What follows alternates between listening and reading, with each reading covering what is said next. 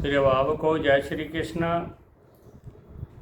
काल सर्प दोष कैसे बनता है और उसका क्या प्रभाव होता है, इसके बारे में आज जानकारी दे रहा हूँ। देखिए, हम पूर्व जन्म में कोई पाप करते हैं, उसका परिणाम ही कुंडली में काल सर्प दोष का निर्माण होता है।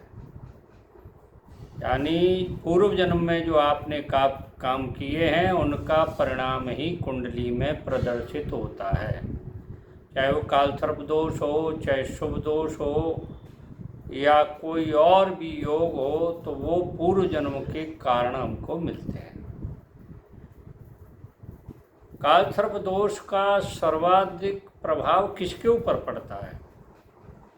यानी जो अनुवांशिकी कहते हैं, वंश को आगे चलाने वाले जो लोग होते हैं, संतान होती है, तो वंश को आगे चलाने वाली संतान होती है, उसी को ऊपर काल सर्प दोष का ज़्यादा प्रभाव पड़ता है, उसी को संताप देती है वो काल सर्प दोष,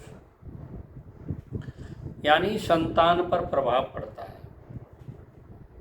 काल सर्प दोष कुंडली वाले जातकों पर क्या संकेत होते हैं कि इससे मालूम पड़े कि हमारी, जैसे मान लो किसी को जन्म पत्री का डेट ऑफ बर्थ पता नहीं है, समय पता नहीं, तो उन लोगों को ये मालूम कर लेना चाहिए कि ये घटना घट रही है, तो काल सर्प दोष का ही कारण होता है। तो ये नंबर 1 ये कारण है कि संतान गर्भ में आती नहीं। मतलब इसका कारण ये गर्भ ठहरता नहीं है, यानी अर्थात निसंतान होना पड़ता है। नंबर 2, गर्भ में ही संतान ठहरती तो है, परंतु उसके कुछ दिन बाद ही वो नष्ट हो जाती है या नष्ट कराई जाती है।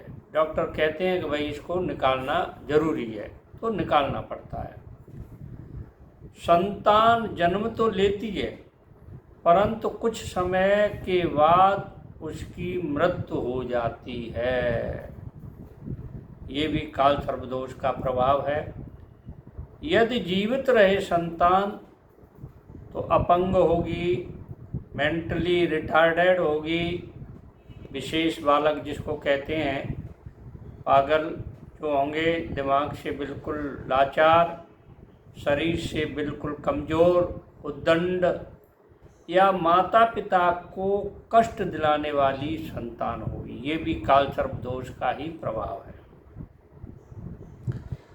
पुत्र हो या पुत्री में से कोई एक संतान हो गई, जैसे पुत्र हो गया या पुत्री हो गई, तो दूसरी संतान पैदा नहीं होती है।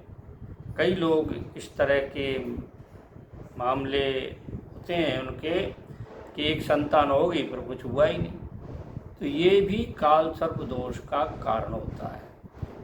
अब देखिए, इसको कैसे मालूम करें, किस भाव से मालूम करें कि काल सर्प दोष कहाँ से देखा जाए?